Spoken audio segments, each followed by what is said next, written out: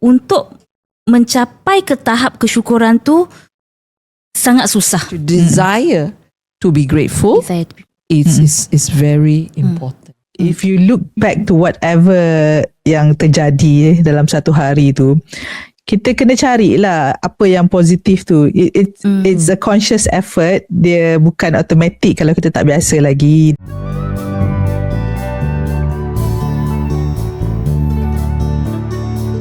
Hai, Assalamualaikum. Selamat kembali ke podcast Kita Family. Dalam podcast ini, kami akan membincangkan perihal yang berkaitan dengan makna serta kepentingan hidup bermasyarakat, menghargai keunikan serta kepelbagaian sesama kita dan meraihkan masyarakat kita yang berbilang agama, kaum, kepercayaan, rupa dan juga keupayaan.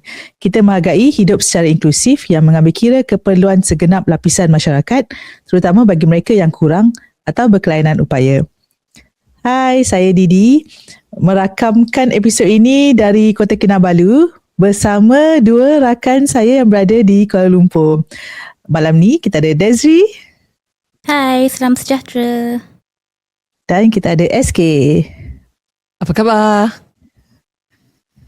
So, kita dah ada banyak episod, lebih 90, dah 100, mungkin campur-campur pun hampir 100 episod. Macam-macam topik telah kita bincangkan.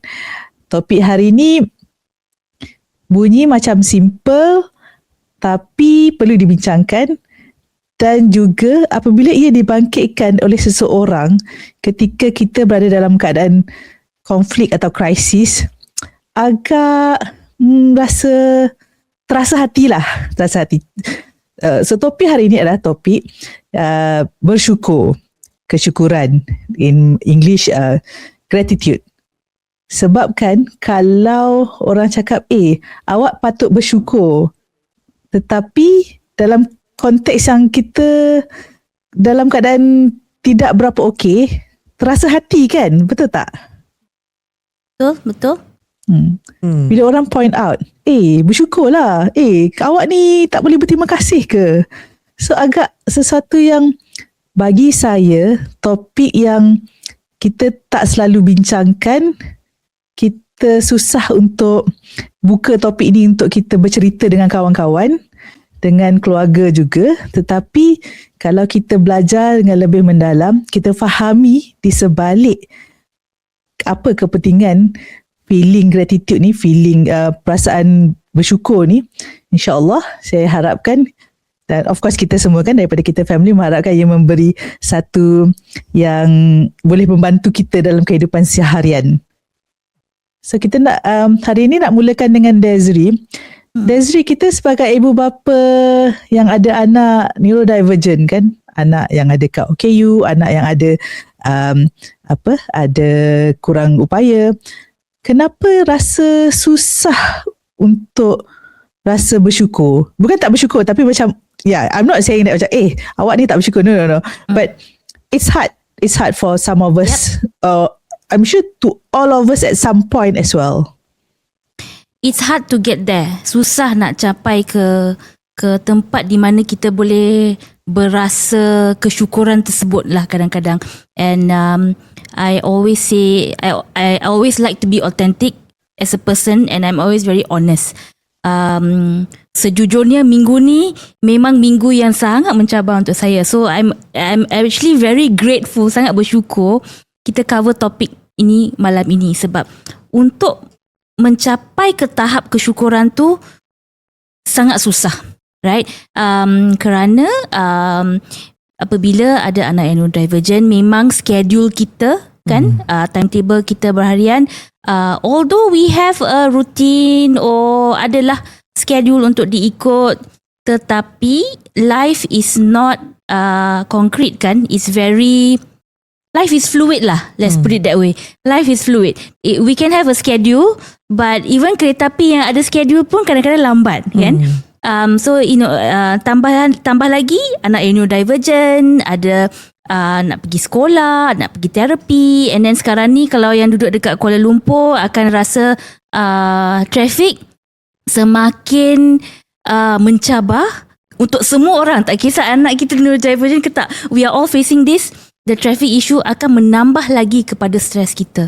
So memang susah untuk mencapai ke tahap di mana boleh rasa bersyukur, and it also leads to things like burnout and emotional fatigue. Kita ni manusia, we are not perfect. As much as we try to be, that positive source for our children, being positive and being regulated ourselves all the time is actually sangat memenatkan. It's very tiring, right? So how do we feel? So like tadi Didi bagi contoh kan, kadang-kadang orang akan tegur and say, bersyukurlah. And that term bersyukurlah sentiasa ada bandingan dengan sesuatu situasi yang sangat buruk.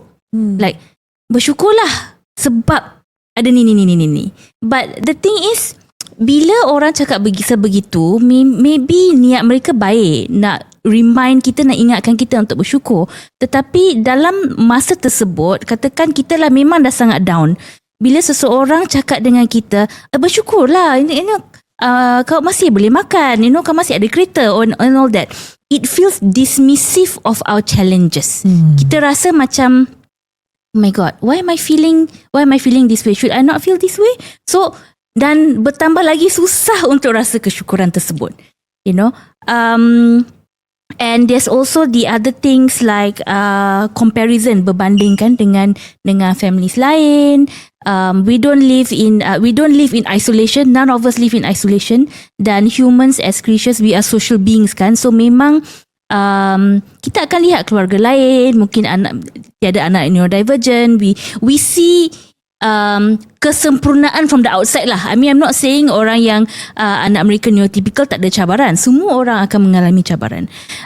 But the point is, when we see on the surface, kawan I hantar anak sekolah okey je. Tapi kalau anak kalau I belok kiri tak belok kanan, dia tantrum. Which is true. That used to be the case for me. Hans masa berumur 3 tahun, sekiranya saya ambil jalan lain untuk pergi ke sekolah, oh my goodness, dia akan tantrum dan meltdown dalam kereta. Right? Sebab dia tak boleh terima saya ambil jalan yang lain, walaupun destinasi sama, walaupun saya dah prepare dia, Hans, I'm taking a different road because of the traffic. Tapi dia tak boleh terima. Dalam masa tersebut, memang susah untuk mencapai tahap kesyukuran tersebut. So I think I want to let fellow parents know out there, memang to feel that gratitude, it's hard sometimes, most times, and especially when we are in that particular situation, anak tengah tantrum, anak tengah meltdown. If you cannot reach to that point of gratitude, don't be hard on yourself. And so I think the first step for me, especially is, in order to get to that point of gratitude, is that don't force myself to feel it in a moment where I'm not feeling it. At the end of the day, dia kena authentic lah. Kita kena jujur kepada diri sendiri terlebih dahulu sebelum boleh really appreciate kesyukuran tersebut. So it's not just us, it's not just you. Semua orang kan macam memang banyak masa kebanyakannya macam you're telling me untuk rasa bersyukur macam So kalau macam dalam masyarakat Melayu kan, bila ada satu pencapaian yang besar, contohnya anak masuk universiti, anak dapat pekerjaan yang baik, dapat cucu, dapat anak melahirkan anak, ada majlis yang kita panggil majlis kenduri kesyukuran. So it shows that bila ada satu pencapaian yang signifikan, baru kita label, barulah kita nak announce yang kita bersyukur. So kakak, do we have to wait until things are really big, the achievement tu besar, baru kita boleh rasa bersyukur ni? Ya, sebenarnya as Desri ceritakan tadi kan, dalam hari-harian tekanan sosial, jadual yang susah diikuti, maybe our natural instinct bersyukur masa celebratory kan, when things go well. Sebenarnya for this memang kesyukuran ni also is cultivated atau perlu dilatih. dia bukan sebenarnya automatic saja, kan? We have to learn to say thank you. It's the same thing. So dalam keadaan tekanan and so forth, it is actually very intentional for us to. We go back to regulating our emosi. Yeah, it's going back to basic. To bersyukur tu is actually not just an emotion. It is very relational, kan? If you think about, if you are giving thanks, yeah, when you're giving thanksgiving, you are thanking either someone or some situation. So when you are calm dalam keadaan yang lebih tenang, then you can be more aware of being grateful. Yeah, be more aware that actually we are in a situation we can compare. You know, things become more what do you call it? More possible. Yeah. So the positive thinking, the intentional training or cultivation too is part of having the ability to be thankful. Yeah. Kalau tidak, in the situation on the other hand, when you're overwhelmed, yeah, or dalam masa you berasa low self-esteem, it's hard. Yeah, it's very hard for you to give thanks. Yeah. So in the end of the day, coming back to the base of relationship, being very aware of connection to people, connection to situation. In spite of it being negative, you are intentional to give thanks. I think we can relate to the ada satu artikel yang Nori shares yang tadi tentang part of bila kita selalu mengamalkan rasa bersyukur ni, kita selalu cari apa yang positif dan apa yang kita nak rasa bersyukur tentang pada setiap masa tu. Kita melatih otak kita untuk setiap hari dia automatik kita akan nampak positif dalam setiap perkara. Itu yang kalau dalam English kan pepatah sama ada count your blessings. So kita mencari kan apa yang kita boleh syukuri dan juga silver lining. So mungkin kakak nak ni sikit tentang silver lining. Again, the silver lining tu dalam penglihatan is to think atau memikirkan apa yang positif. Yeah. Again, it comes back to latihan lagi, to what we say, see things in the brighter side. Kan? Again, all this is learned, is just now you would use the word too automatic. Automatic tu, before becomes automatic, kena apa tu, belajari kan? Macam pandu kereta tu. Dulu kami guna manual gear, ada practice lah. Lepas practice baru akan bila you tekan pedal kereta tu, you're not even thinking about it kan. So coming back again, it is perlukan pemikiran yang dilatih to look at positive. Help me with more lah, silver lining ke, the brighter side ke, kan. All this memang dalam pertuturan kami, and in fact that is also another form of latihan, to train ourselves to speak of nice things. Yeah. In fact, I can think immediately of a Bible verse, yeah, that says, think of nice things, think of happy things, right, and then think of joyful things. So pemikirannya dan perbuatannya hopefully will follow lah. And that's the action of then making our hearts feel the emotion in a way.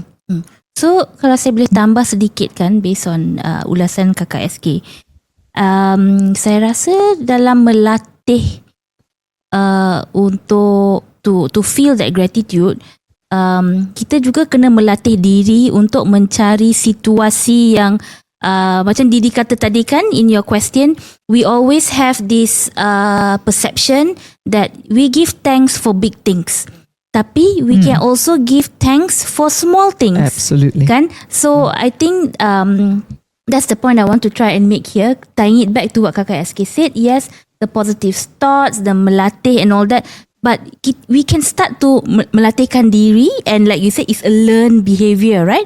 It's a learned behavior that we hope becomes a habit, right? And it only becomes a habit with practice. So we start small and we go back to pepatah. Ambil lah baby steps, kan? Dalam baby steps tu, anak-anak kita pun memang progress mereka is literally baby steps in some cases. And that is the case for me with Hans. Literally baby steps. So walaupun it's half a step, I feel grateful sebab that half a step to the world is actually a big leap for me, a big leap for him. Kan? So the perception of size, I think I'm trying to make a point about the perception of size of the thing that we need to feel gratitude for is not, we should not place too much emphasis on it lah. Bukan nak kata bila benda yang besar Betul. To celebrate that kita tak nak bersyukur dengan secara besar-besaran. By all means do it, tapi kita boleh juga celebrate the small wins yang I think kita pernah share dalam episod-episod yang awal-awal kan. We had that 10 different things that we shared with parents on our regarding our journey parenting our children, and one of it is celebrating the small wins. And by celebrating is also gratitude and berterima kasih. Right? I'm reminded tu bukan yang kami menghargai usaha. Apa yang kami hargai tu bukan hasil ya. Kami hargai usaha actually, bukan hasil. It's not just it's the process, small things, and this is where peranan kami sebagai ibu bapa, kami dapat mencontohkan lah. Kalau menghargai what we call small wins tu, sikit-sikit dia memang jadi bukit, right, as we say. Wah, banyak berpatah kita hari ni. You're so philosophical. I love it. And to be honest, all this adalah perjalanan untuk membentukkan resilience tu kan. So all this is tied up. Selalunya kami memupukkan be resilient ya. Tapi sebenarnya it starts from small step. Yes. Macam mana kami overcome kesusahan, which is the original question kan. Dalam keadaan yang menyusahkan, dalam keadaan yang tekanan harian yang memang bukan setiap hari ya, setiap mungkin kadang-kadangnya setiap saat tekanannya meningkat ya. Yes. Inilah bila kami ada resilience, tabah hati, all these words that we learn to build lah the sense keinginan untuk bersyukur. Actually desire to be grateful is very important. So sekarang saya nak lantun soalan dekat Didi pula. Ada tak in your experience lah Didi, I know I have, dalam experience Didi, kadang-kadang perlu tak diingatkan oleh kawan-kawan, and also and like we say that's why we have each other kan, the five of us on this podcast. Build your own tribe, have your own village, tapi kadang-kadang kita perlu diingati oleh rakan-rakan to feel that gratitude, and bila kita diingati ni bukan in a way to say that you must be grateful. No, we remind each other in a way that we acknowledge first, hey, yes, you've had a terrible week, tetapi don't forget. So Didi pula macam mana? What do you think? Do we need a reminder sometimes? Yes, this is our effort, the three of us, to mengingatkan semua, mengingatkan diri sendiri juga. Because I think, for me lah, grateful ni kan, dalam kita melihat benda-benda positif untuk kita syukuri tu, is also a source of strength. Itu yang jadi lebih kuat, lebih tabah, lebih resilient sebab kita ni kan. But daripada teguran daripada luar, I think it's more between spouse lah, pasangan kita. yang ingatkan and bukan sekadar cakap kita patut bersyukur, tapi juga at the same time mengingatkan how far kita punya perjalanan.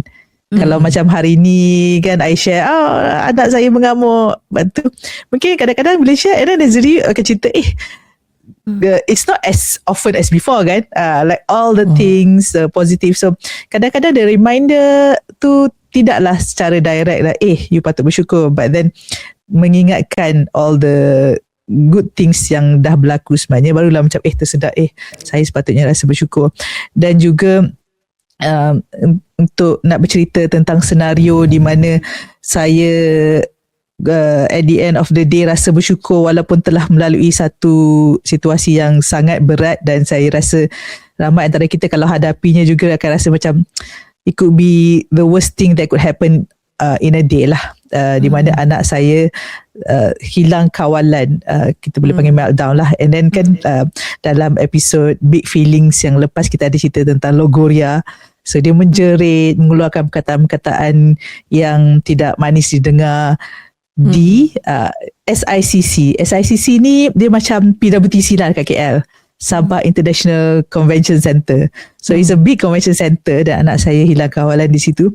Just imagine dalam convention centre yang besar, anak saya menjerit-jerit, meronta-ronta, dan anak saya sendiri sudah bersaiz dewasa lah walaupun baru berumur 15 tahun. Jadi dalam keadaan saya terpaksa menenangkan dia, dan rasa ketika kejadian tu of course lah rasa kecewa, tapi at the same time cuba sedaya upaya untuk tenangkan diri, untuk tenangkan dia.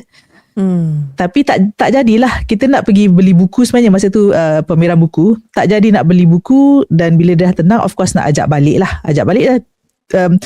Rasanya dah tak sesuai lah untuk kita masuk balik untuk teruskan nak membeli buku tu. Tapi saya keluar berjalan daripada pusat itu ke tempat parking kereta dalam keadaan bersyukur, kerana apa yang saya fikirkan ketika itu adalah bagaimana reaksi orang-orang tempatan, bagaimana reaksi orang keliling, bagaimana reaksi organizer. Mereka tanya, ada yang datang tanya ada apa-apa yang perlu yang saya perlukan ke tak, datang tawarkan air mineral dalam botol kecil, datang bawa kerusi untuk anak saya duduk.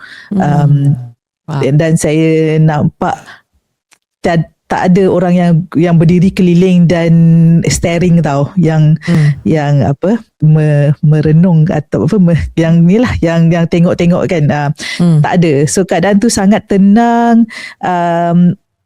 Kira saya tak rasa malu tu ada, tapi rasa bersyukurlah sebab tiada siapa yang membuatkan keadaan menjadi lebih susah untuk saya kawal, untuk saya manage at the same time.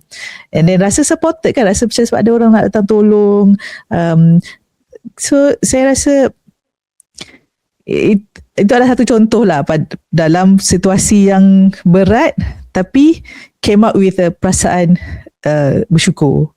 So shout out to orang-orang Sabah yang sangat baik dan sangat understanding. So let's go back to a scenario masa anak kita kecil, sebab ramai pun kita punya penonton, kita punya viewer, listener yang anak-anak mungkin masih muda, lebih muda daripada anak kita, dan masih lagi tercari-cari macam mana nak rasa bersyukur ni dalam keadaan cabaran nak cari tempat terapi, dalam keadaan tak faham condition anak, tak faham tingkah laku, bagaimana nak mengurus. So if boleh tak each one of you share a bit macam senario lah yang di mana dalam keadaan yang masih baru lagi, anak baru diagnose, tapi rasa bersyukur. Let me share the story. Cerita not maybe at the beginning. I want to share maybe a more current situation, which adik-adik sekalian yang kita family ni was there to support and make me realise and bersyukur at the end. Cerita yang Joshua pergi balik ke UK bersendirian, dan phone-nya sudah tak ada bateri kan. And mama ni bertunggu-tunggu, dia sama ada dia dapat naik taksi ke, dapat naik train ke, tapi tak ada pun news lah. Khabar dia dah 3-4 jam lepas sampai airport, ya. Dan saya ingat masa tu saya memang sangat anxious lah, ya. Dan dalam masa yang menunggu tu, kami semua di WhatsApp lah, berbincangkan anak saya sebelum dia berlepas. Dia tak ambil teguran untuk ada bateri spare, ya. I like it to do it myself lah masa tu. Tapi bila sudah sampai masanya, selepas 3-4 jam tu yang saya bilang tadi, dia pun dapat telefon saya yang dia memang sudah sampai selamat, ya.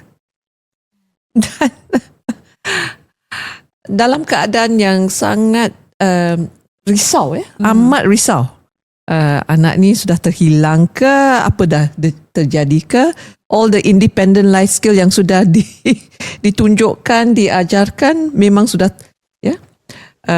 Lepas itu saja, lepas bila dia selamat, baru dapat, saya rasa amat bersyukur. Bukan bersyukur saja, amat bersyukur yang apa yang telah kami invest lah, menaburi untuk mengajarkan dia life skill. Dia memang dapat dibuat, tapi bersyukurnya dia selamat, ya. So what I'm trying to say is, kadang-kadang dalam situasi, your gratefulness and thankfulness is in reflection, ya. Lepas kejadiannya, then kami masih boleh bersyukur untuk keselamatan lah, kebolehannya, berbagai-bagai, ya. So that is an example of if you are an early parent, ya, there are many unknown, ya. Kami akan tetap risau, tetap khawatir, bukan saja risau, sangat khawatir apa akan terjadi. Tapi in time lah, dalam masa, sabarlah, get regulated lah, ya. Kami kena percaya yang kami akan dapat bersyukur untuk banyak keadaan. I remember that. Desiree? That's a I remember long that. one. Yes. Yeah. So yes, saya thank you kakak for jumping in, sebab saya kena recall balik masa Hans sangat kecil, dan ada satu a very good example actually. So pada masa tersebut Hans berumur 3 atau 4 tahun, dan saya dijemput untuk menulis review tentang satu mall yang baru saja launch their autism friendly day and facilities. So saya bawa Hans bersama-sama pergi to the different places in the mall. Ada tempat pemain, ada tempat kucing and all that, and the cat playground. Then at this point I cannot remember exactly what triggered him, tetapi dia dah masuk into that tantrum, going into meltdown mode. And for Hans, he is quite a typical display of a tantrum and meltdown. Dia akan jerit-jerit. At that time jerit taklah kuat sangat sebab suara dia pun kecil kan masa tu. He's still smaller and he's still small and young. Tapi he will start kicking and rolling on the floor. And it was quite authentic for my review, sebab in that review I was also supposed to write tentang their sensory friendly room. And so I had a destination. So masa tu Hans kecil, boleh je bag satu tangan, Hans satu tangan, naik the escalator. Bilik tu jauh sebenarnya. So in that moment, masa nak sampai ke bilik sensory tu, memang tak bersyukur lah. I was like, oh my god, is this going to end? What if I drop him on the escalator? So all those things memang it will go through your mind, I'm sure, and it went through my mind. Tetapi bila sampai ke bilik tersebut, of course the first thing I rasa was lega, because I could put everything on the ground, kan? But then as I sat down and reflected, and like kakak said just now, sometimes it's in reflection. Maybe for mine it was a bit more immediate compared to kakak's story. Memang grateful sebab this mall had that facility, and saya dah sampai ke bilik tersebut, and even if he still needed to roll on the floor, please knock yourself out. Roll. You are in a safe space, right? So you can do what you like until you come down. Tapi bila dah sampai ke bilik tu, dia terus dah come. No more shouting, screaming and rolling. Only a lot of sweat from my forehead, and baju pun basah lah sebab peluh kan. Yeah, so I did manage to feel gratitude in that moment. Yeah, so I hope that is the kind of story you were looking for, Didi. Yeah. So it just shows that macam we always like, I mean, not all the time, but then like if you look back to whatever yang terjadi dalam satu hari tu, kita kena carilah apa yang positif tu. It's a conscious effort. Dia bukan automatic kalau kita tak biasa lagi. Dan the reflection, and also like it doesn't have to be big. Sometimes it's really, really big. Of course the gratitude lagi besar lah. Sangat bersyukur. Kalau like benda tu, kalau lebih tidak sebesar mana pun, kita masih lagi bersyukur. Tapi yang kita mahukan sekarang, bila kita cakap tentang gratitude ni, kita mahukan kesyukuran tu ada hari-hari. So with that, let's take a break. We continue in the next part.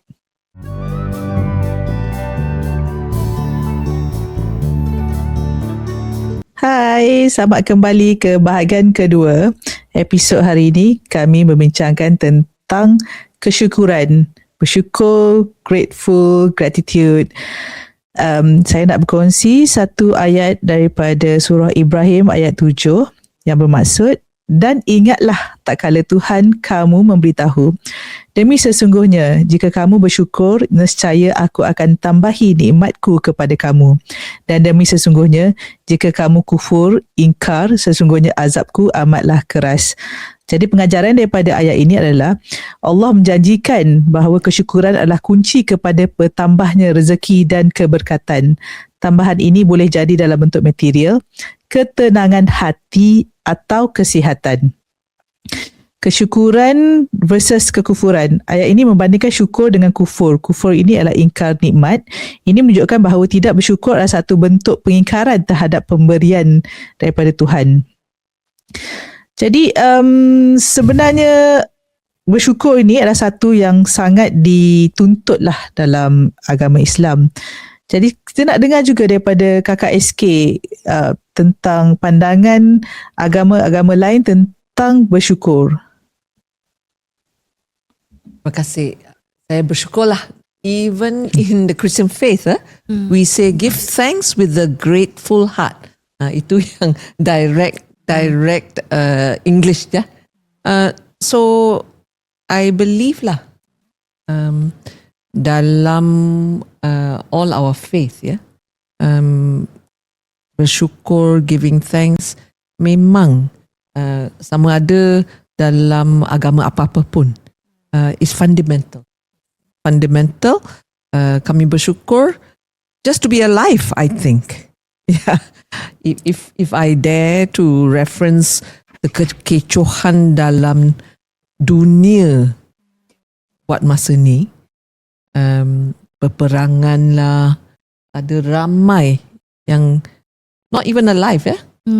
Tak, what's alive? Sorry, help me in the bahasa. Hidup. Tak ada even nyawa. Yeah. So coming back, I believe strongly in faith, agama apa pun kami bersyukurlah, dan kami dapat di sini. Saya bersyukur to be with our families, walaupun berlainan keupayaan kan. So if I could just quote my husband Nara, he always says this, waking up every morning is a gift. And he's very thankful. And this, he says this from the perspective of a very long 2-year battle with cancer. So for him, from the time he got the diagnosis, although now, thankfully, praise God, he's doing well, he's in good health. Tapi hari-hari dia rasa kesyukuran tersebut kerana dia dapat bangun pagi, dia masih hidup dan dapat bersama-sama dengan keluarganya. So that is, and that also comes from faith, kan? So I come from a very colourful, multicultural, multi-religious family. Dan setiap agama memang ada adat-adat in terms of memberi kesyukuran dan berterima kasih kepada Tuhan. Regardless of what form of Tuhan it is. So whether it's in Hinduism, whether it's in Sikhism and even in Christianity. Saya rasa dalam kebanyakan agama ada juga yang kita kadang-kadang membuat macam hajat. Like you make a vow. Dan bila dah mendapat berkat tersebut, ada acara-acara untuk memberi kesyukuran kerana telah menerima apa-apa berkat yang kita mahu. So I think it's in all faiths, and bila kita rasa susah untuk mencari sesuatu untuk bersyukur dalam situasi dengan anak-anak kita, situasi keluarga kita, I think, and I want to quote Nuri here, she gets a lot of comfort from prayer. Dan Nuri always says, there is, she's very grateful that in the Muslim faith, you are called to pause 5 times in a day to pray. Masa tersebutlah boleh memberi apa-apa versi kesyukuran yang anda rasa dalam saat tersebut. Absolutely. Can I also say that untuk kita mula boleh rasa lebih mudah untuk bersyukur adalah acceptance. Kita perlu reda, kita perlu rasa kita menerima kenyataan. Yes. And I think if I lanjutkan tu dari menerima, sebenarnya kesyukuran tu memberi harapan, kan? Right, it's actually the other end. Yeah, from acceptance to the acceptance to appreciation tu is actually memberikan ke semua kami harapan. Hope. Talking about appreciation, I'm just nak relate kan, sebab kita banyak bercakap tentang bersyukur ni, kebanyakan kita bercakap tentang bersyukur kepada Tuhan. Tetapi sebenarnya bersyukur, gratitude, feeling grateful tu sebenarnya boleh juga sesama manusia dalam bentuk kita mengucapkan terima kasih, kita menghargai apa yang dilakukan oleh orang lain. Dan betul tak, bila kita menerima ucapan terima kasih daripada seseorang, kita rasa sangat happy, rasa appreciated, kan?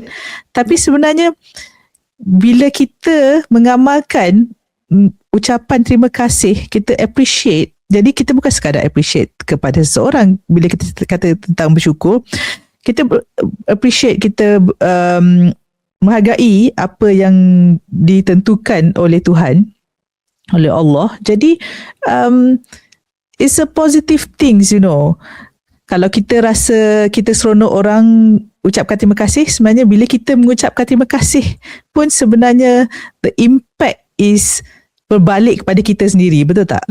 Yeah. So dalam itu sebenarnya even in healthcare sekarang, spiritual quotient menjadi satu aspek. Kami adalah tahu emotional quotient, intellectual quotient, itu IQ tu. Sekarang pun ada spiritual quotient. That becomes one of the healing approach dalam peribadatan, is it? The faith is a part of healthcare. So, okay, impact dia bila kita lebih bersyukur dengan situasi yang kita hadapi hari ke hari dari segi scientific perhaps. So let's extend that then. It's evidence that it dapat mengurangkan kemurungan, any depression. When you give gratitude, you give thanks, it's uplifting lah. Dia dapat meningkatkan harga diri harga diri kita, ya, self-esteem, ya. Dia juga dapat actually meningkatkan tenaga, ya, physical tenaga, ya, physicality, the dopamine, the neurotransmitter dalam gratefulness tu memang is used dalam mental health care. Yeah, so ada banyak aspek, including better sleep, ya, dapat quality tidur yang lebih baik, ya, bila it's actually contrast to stress lah. Dalam perasaan kesyukuran tu adalah perasaan positif yang gembira and so forth, joyful, yeah. And all of this in the end of the day comes back to mengurangkan atau dapat mengatasi tekanan-tekanan negatif. Yeah. So all this are evidence based of that support untuk kami semua practice gratitude, ya. Itulah yang kami bincangkan dari the start of the recording tu. All this are latihan, ya. Is actually training us, is actually training our neurobiology and neurophysiology lah, dalam healthcare, technical language lah. Yes. But it's natural. It becomes a natural way for us to give thanks. Just like now we also believe that there is something called neuroplasticity kan in our neurodivergent children and friends, di mana dalam neuroplasticity ni kita menganggapkan otak kita masih boleh menerima maklumat, masih boleh belajar, you can still learn, maybe change behaviors, and the same is true for us in terms of practicing gratitude. So if we believe that neuroplasticity is true, then for those of us who maybe tak dapat rasa that gratitude, have that hope that you can train your brain to eventually feel it authentically. Bukan kata nak pergi force, feel grateful now, no, don't do that. Let it come to you authentically in your own time. So dalam neuroplasticity tu, in English they say what gets fired gets wired. Wow, So I kalau like you that. firekan approach yang positif, positive thinking, positive behavior, the neural pathway dapatlah disambungkan. Yeah. Ada juga saya baru baca baru-baru ini untuk mengurangkan, so kita semua ni dalam fasa umur 40 tahun ke atas dengan pre-menopause, menopause dan sebagainya, dengan ada satu hormon yang selalu disebut-sebut kortisol. Jadi kortisol is a stress hormone kan. So ada saya baca bila kita ambil masa untuk bersyukur, dia boleh mengurangkan level kortisol dalam badan. Dan selain daripada ambil masa 10 minit untuk bersyukur, boleh juga journaling. Ini adalah satu teknik lah. At the end of the day, you listkan apa perkara yang terjadi dalam hari itu yang you rasa thankful for. So, okay. Tadi kakak Desri and I cerita pasal, okay, we had a bad situation, and then at the end of the day things were okay and we felt grateful. So does that mean like bila bersyukur, apa-apa yang jadi sebelum tu doesn't matter? Does it, Desri? Of course it matters. Of course it matters. I think it's part of being authentic. It doesn't discount that it happened. Kan? It's okay to feel bad in that moment, kan? Because we are human. And I think in order to get to gratitude, we have to welcome whatever we feel in that moment. Sama ada rasa malu ke, rasa marah, rasa sedih. Even if you need to cry it out, you know, we all experience emotions in different ways, right? So I think, it doesn't mean that it doesn't cancel out the negative that you felt, kan? And it's all about the balance of life. takkan seseorang tu tak boleh lah jadi macam Bunny the Purple Dinosaur dari pagi sampai ke malam. That's not natural. And likewise, it's not natural to be marah, sedih and all that from pagi sampai malam. Right? Our emotions pun macam spectrum lah. It's a spectrum. So I think we need to allow ourselves to feel what we feel. I'm going to link gratitude to authenticity. Yep, absolutely. Kan? Being true to yourself. I think bila we can really have that confidence to be authentic and feel what we feel tanpa perasaan malu, don't, not worry about feeling judged, then slowly we can get to that point of gratitude. And dalam gratitude, in that point, actually sebenarnya the authenticity tu goes back to this vulnerability panjang tu. Yep. Vulnerability. and I love when tokoh ni lah namanya Brené Brown dia selalu mengajarkan bila kami sudi untuk expose vulnerability kami, kerasaan kami yang macam tak boleh, tak pandai, all this, that is the step to create safety, which is the authentic feeling yang sebenarnya, perasaan kami yang sebenarnya kami dapat menerima. I think earlier you said we accept it, so that it is a step. It will become our response lah, responsi kami dalam keadaan kesukaran. So it becomes then coming back then to kesyukuran is the training again, amaran. In the end it becomes amaran. It becomes a lifestyle, a habit that is automatic. Yes. Automatic bila kami dapat merasakan all this perasaan-perasaan yang not so fun lah, not so celebratory, but it helps us dapat daya yang lebih tahan lasak, tahan lasak, so that we can overcome.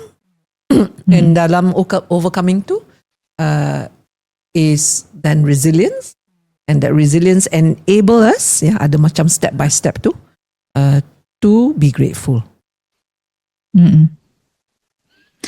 So maksudnya semua pengalaman-pengalaman tu kita ambil pengajaran, bukan kerana the outcome, the ending was okay, tak apalah, tapi kita tidak lupa untuk jadikan pengajaran, fikirkan apa yang kita boleh lakukan secara berbeza, apa yang kita boleh tambah baik, apa yang kita boleh perbaiki lagi.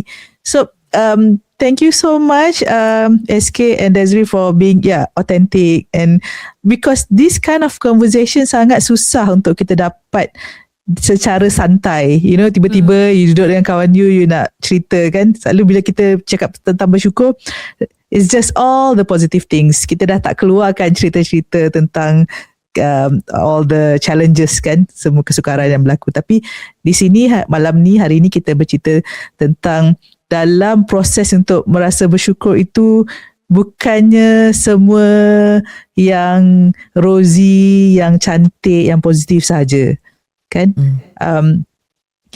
Well, I think it was a long conversation tentang bersyukur. I'm so grateful, bersyukur sangat dengan conversation kita hari ini.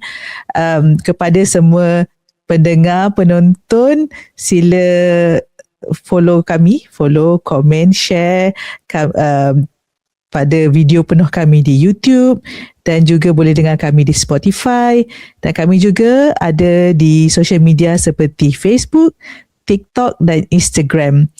Kongsikan pandangan, mungkin cadangan yang kepada kami. Ada Desiree akhir kata sebelum kita akhiri episod kita hari ini? Sebelum kita akhiri episod hari ini, saya ingin mengingatkan semua orang bahawa tidak lama lagi Oasis Place akan menyambut Hari dan Bulan Autisma Sedunia di bulan 4, dan kami dari Kita Family antara kami akan mengadakan live podcast di Avenue K pada 3 hari bulan April. Is that correct, Kakak? Absolutely. Yes, so kita akan share juga dalam laman sosial kita dan maybe we will put the link as well in our show notes. So datang berjumpa dengan kami and meet us at our live episode. We look forward. Jumpa lagi. Through the Heart is at Avenue K Mall KLCC. 3 hari bulan April, hari Jumaat. Kami menyambut Autism Awareness dengan temanya Every Mind Matters. All ages, all minds, all included. Silakan. Daripada pukul berapa tu kakak? Kami start dari pukul 11 dan conclude jam pukul 5. Okay. Terima kasih. So dengan itu, Alhamdulillah, thank God, terima kasih kepada semua, kepada SK dan Desri dan kepada semua penonton, pendengar dan semua di luar yang sentiasa menyokong kami. With that, we see you in the next episode. Bye. Bye.